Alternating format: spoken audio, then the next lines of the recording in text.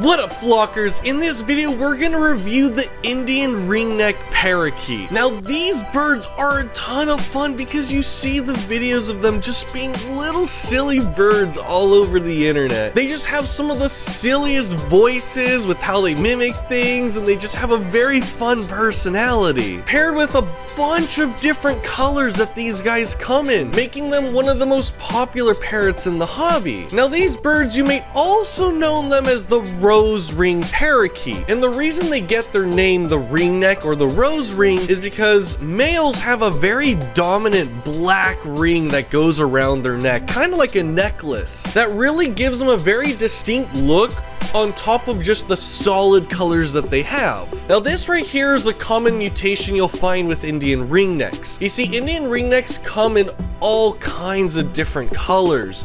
The stock green is just this vibrant, beautiful green color that just screams that very exotic tropical rainforest kind of look. But then there's also this amazing blue mutation that just has this vibrant blue color to it. And even there comes in different shades. Then there's a really cool like bluish purple kind of a color that you can find, as well as like yellow, which is like one of my favorites. If I had one, I would name that thing like after like a chocobo from Final Fantasy, because it's that yellow. And there's just more. There's like whites, grays, and then there's even mixes where people mix the different colors. Seriously, there are so many options when it comes to Indian ringnecks, and that's partly why these birds are so popular. You just pick the color you want and there probably is something like it. The males are the ones that actually have the ring, whereas the females will lack a ring, or they'll just have a very faint like trace of a ring. So if you're very set on wanting like a ringneck look to your Indian ringneck parakeet, then you probably want to sex your parrot and find out if it's a male or a female. The ring really only shows up once they're about like a year old, so it's gonna be a while before you actually know if you have a male or female visually. But if you're a person who doesn't really care and you're just buying a baby parrot and you're good with both looks, then you know, props to you, and you'll find out after like a year or so. But my best description of owning one of these birds is gonna be like you have a very like bossy, hyperactive cat, because they have such a unique, fun personality that's really unlike any other parrot in the parrot world. And I mean, you talk to Indian ringneck owners and they won't shut up about their Indian ringnecks. Now, the Indian ringneck comes to us from all over Asia, basically, but most predominantly India, which is where it gets its name, the Indian ringneck. And this baby albino Indian ringneck comes to us from Omar's Exotic Birds, which is my go-to pet store here in Southern California, because they're the only place that actually lets the birds out like a petting zoo, so birds and humans learn that they can coexist as one flock. And it's why I got the majority of my flock from that store. Now, while they did not sponsor this video, they were kind enough to loan me this parrot for this review, so for that, guys, thank you so much. Now, these birds have a lifespan of about 30 years, give or take, which is about average for a medium-sized parrot like this. But now what's really interesting is just the history regarding these Indian ringnecks. You see, in ancient times, when humans discovered that Indian ringnecks could talk, and they could talk really, really well, they actually ended up becoming like sacred symbols and sacred animals in a lot of ancient Asian religions, as early as 200 BC, possibly even earlier. But another really interesting thing about these birds is during that time when England and just Europe was trading with Asia, the West was quickly learning about these Indian ringnecks that were being kept as pets. And as such, it is heavily hypothesized that the whole stereotype of pirates having a parrot on their shoulder, today we often picture like a macaw on a pirate's shoulder, but actually it was heavily believed that it was Indian ringnecks that were actually the original pirate bird. And the last fun fact about these birds is they're also such a pest actually in Asia that they're known to raid poppy seed farms where the birds will eat the poppy seeds in order to get high. Yes, these birds can sometimes be addicted to drugs. Don't do drugs, kids. But aside all of this, the real question and why you're here is you want to know if this parrot is going to be the right pet for you. So to break this down, we have our 6 categories, which are going to be handleability, quietness, talking ability, care, hardiness, and upfront costs. Now, if you're a fan of Indian ringnecks, please make sure you hit the like button for the YouTube algorithm, especially if you want more and more people to learn about how amazing Indian ringnecks are. And my goal with this channel is to review every single parrot in existence. So if you want to help me along my journey or follow along and not miss any videos, please make sure you hit the subscribe button. And with that, let's go ahead and get started. So first up is going to be handleability. And for handleability, I give the Indian ringneck a score of 3 out of 5. Now here's the thing, these birds are so incredibly fun. They're super inquisitive. They talk, they play games, they'll give you little kisses, and they're just really fun. Now they're not going to be a cuddly parrot. They're still kind of lower on the food chain in the wild, which is kind of why they're a little more skittish. Kind of like a cockatiel, but I would say probably not as bad as a cockatiel. But they still have a somewhat skittish personality, but they will take scritches. Once you earn their trust, they will easily just take scritches and you can like pet them, and they will really enjoy that a lot. And then they will just stay on your shoulder all the time and just want to spend time with you and just be overall silly with you. So overall, they actually would make really good pets, but the reason I don't give them that high of a score is because they have something called a bluffing phase. It's basically when your parrot turns into a nasty little teenager as the parrot is growing older and going through adolescence. And during this bluffing phase, your bird is going to turn into a little demon. It's going to be very mean, it's going to be very nippy, bitey. It's going to seem like the bird just overnight suddenly hates your guts. And unfortunately, even though this is just a temporary phase, this is one of the reasons why a lot of Indian ringnecks get rehomed by beginners who don't understand this bluffing phase. And this goes all the way back to ancient times when religious leaders and kings would keep these birds as pets. The reason why they were just relegated to being stuck in cages all the time is they didn't realize that the bluffing stages were actually just a temporary phase with these birds. And if you worked through it, they actually turned into one of the sweetest pets you can possibly get. It just wasn't known back then. So for the fact that for hundreds of years, people didn't even know that these birds would even make good friendly pets really speaks a little bit about how bad their bluffing stage can be. But keep in mind, it's just a temporary thing. It generally will last of about just maybe like a few months to maybe a year, which sure, that's gonna suck, but when you have an animal that's gonna be living for 30 years with you, even a year-long bluffing phase isn't going to be that bad in the grand scheme of things, because you're going to have an amazing pet right afterwards. You're going to have to invest a lot of training into this bird during that bluffing phase to get the insanely sweet birds that you see all over the internet. And this is one of the reasons why, as nice as adopting birds are, Indian ringnecks generally don't make good adopted pets, because by the time that they're up for adoption, they've already kind of solidified into just being a very mean, aggressive bird, and it's very unlikely without a lot of work to actually retame an Indian ringneck. So as such, I do strongly recommend, if you get an Indian ringneck, you should buy it as a baby and you should work through that bluffing phase together. And as such, I do not recommend these birds for beginners. I think that they are a lot better for experienced bird people who know how to read body language and don't mind having a bloody hand for a while from all the biting that they're gonna have to deal with. But this is largely why you're gonna notice Indian ringneck people tend to be really die-hard fans with these birds. And I personally think that a large reason for that is because Indian ringneck people had to put a lot of work into their bird to get them to that point.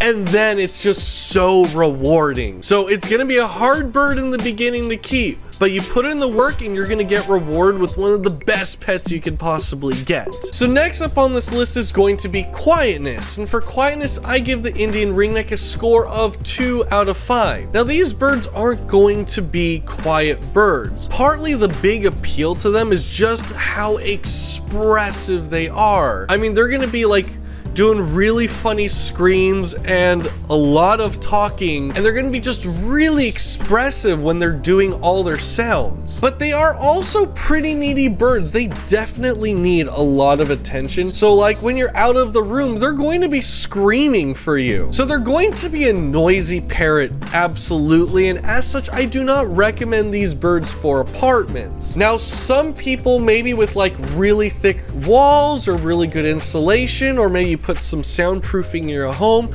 some people have made it work, but generally from what I've seen with people who keep these in apartments, their neighbors know that they have a parrot. It's pretty obvious. But granted, as most of the time they're probably going to be talking, they may be tolerable. So it really just depends on your neighbors, but personally, I wouldn't really take the risk. Next up on this list, though, is going to be talking ability, and for that, I give this bird a score of 4 out of 5. They're really great talkers, especially for like these like small, medium birds. Normally, like smaller birds don't have like the greatest vocabulary, but these birds are able to memorize a lot of words and phrases, and they are going to be talking very frequently, which is awesome. Of course, the general rule of thumb is the noisier the bird, the better talker they are. But here's the thing about this bird. If you're looking for an accurate talker, then this bird isn't going to be that accurate. Like, you're going to know it's a very parody type of voice. But the reason I have the talking ability rated so high is whereas other parrots in this size generally have a very scratchy or low volume kind of sound to it, Indian ringnecks are super clear, but they're pitched really high in a super cute way. I mean, you just have to watch videos of these parrots talking, and it's so cute. They literally sound like it's like a cartoon bunny trying to talk to you. So in my opinion, if you are looking for a colorful bird, which there's plenty of colors to choose from, and a bird that talks, these birds are really great choices, as long as you can work through that personality and that bluffing phase. Next up on this list is going to be care, and for care, I give the Indian ringneck a score of 3 out of 5. So overall, this bird is actually relatively simple to take care of. Now, they do have a long tail, they are a parakeet, so you're definitely going to want to get a larger cage for this kind of bird as opposed to some other medium-sized birds. But these birds are a little more flighty, so I would actually say like a longer flight style cage would probably be better for this type of bird, so it has room to like move around and fly in its cage. But then as far as like diet goes, you just put this bird on your normal pellet diet with some fruits and veggies and you're pretty much fine. But the main thing to point out about these birds is going to be that Asiatic parrots are old world birds and they are going to be dusty birds, and Indian ringnecks are no exception. So I would definitely recommend getting maybe like a HEPA filter next to the cage or something, just because you're not going to want that dust flying all over your house. Now, they're not as like dusty as like a cockatiel in my opinion, but it's still going to be a dusty bird, so you want to be a little careful with that if you do have allergies. In fact, if you have allergies, you probably might want to avoid this bird, unfortunately. But when these birds are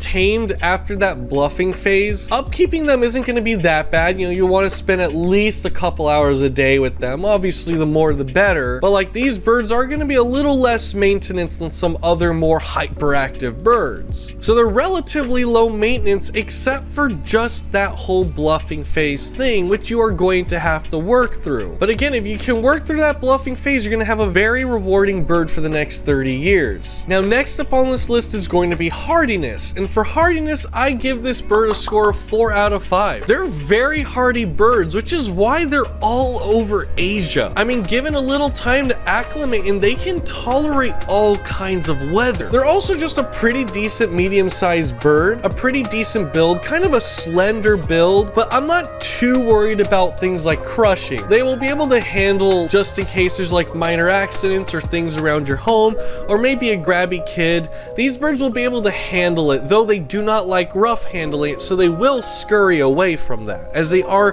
kind of a skittish personality. But overall, they're pretty tough and they can survive a lot of different things, and I'm not too concerned about them. Next up on this list is going to be Upfront Cost, and for Upfront Cost, I'm gonna give this bird a score of 3, but really it can kind of range between like a 4 and 3. It's kind of around there, and it mainly just depends on which Indian ringneck you're gonna get. Now, if you get the stock green color that most Indian ringnecks come as, they're gonna be really affordable at around like maybe like the $500 range. But once you start getting into the mutations, like the purples, the blues, the albinos, the mixed color ones, the price is really gonna shoot up there, and they can shoot up to a whopping $2,000 for what is normally just a $500 bird. So the price is definitely very much all over the place, and you're just gonna have to look at your budget and determine, you know, which color